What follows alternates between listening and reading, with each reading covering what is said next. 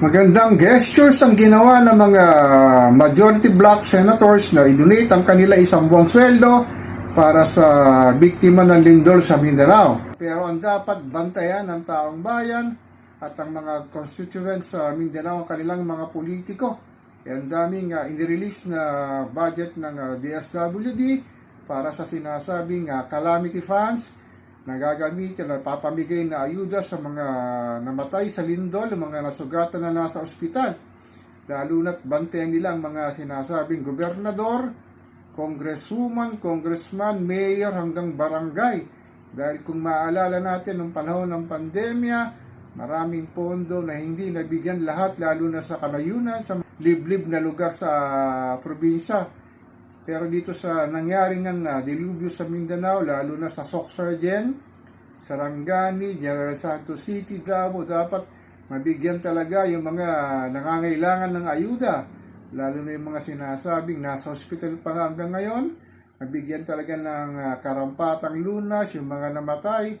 Dapat talaga maibigay ng buo yung mga sinasabing budget na i-release na talaga ipamahagi na nararapat, hindi sa mga sinasabing bulsa lamang ng politiko at dadambungin ang mga malaking bahagi ng salapi na ibibigay sa taong bayan. Alam mo naman yung mga politikong wala sa ulo, yung mga sinasabing tiwaling politiko talaga mantala sa gitna ng trahedya na nangyari sa Mindanao. Dapat yung mga nasa bayan ng iba't ibang bayan dyan sa Mindanao, maging maingay kayo sa Facebook, sa social media. Sabihin niyo kung anong totoong sitwasyon na nararanasan nyo, na tumutulong ba ang iyong mga mayor, lalo na yung mga barangay kapitan, na silang nagbibigay ng sinasabing ayuda para sa mga nasalantangan para sa mga sinasabing naging biktima ng kalamidad na ito na isang 7.8 magnitude na lindol na tumama nga sa Mindanao. At talagang yung mga sinasabing tiwaling politiko, mananamantala na naman at unahin muna nila ang kanilang bulsa at hindi ang interes na nakakarami, lalo ng mga sinasabing biktima na hindi alam kung saan kukunin o makano makakabalik sa kanilang mga nasirang kabahayanan.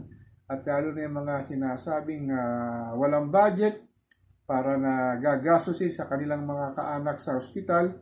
Dapat talaga na ipabigay ito ng mga sinasabing sa LGU, lalong-lalo na yung mga sinasabing mayor na magmamahagi nito na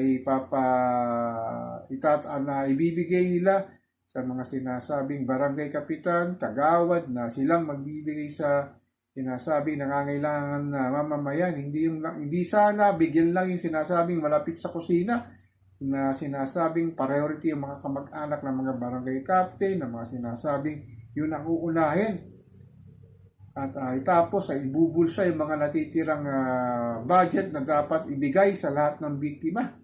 So ang aking channel po talagang lubos na nakikiramay sa mga biktima ng lindol na ito sa Mindanao, at sana sa lalong magaling panahon ay makarecover nga ang sinasabing nangyari sa Mindanao.